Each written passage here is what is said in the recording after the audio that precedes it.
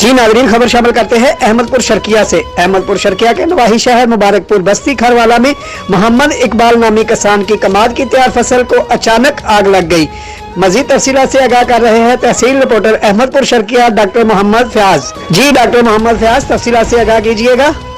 जी बिल्कुल, अहमदपुर शर्किया के करीबी शहर मुबारकपुर बस्ती खरवाला में मोहम्मद इकबाल नामी किसान की कमाद की तैयार फसल को अचानक आग लग गई। आग लगने से 3 एकड़ कमाद की तैयार फसल जलकर राख हो गई। रेस्क्यू 1122 की गाड़ी मौका पर पहुंचकर आग बुझाने में मसरूफ रह सका और आग लगने की वजह अब तक सामने नहीं आई। तहसील रिपोर्टर मोहम्मद फयाज खान, 29 न्यूज, अहमदपुर शर्किया। जी।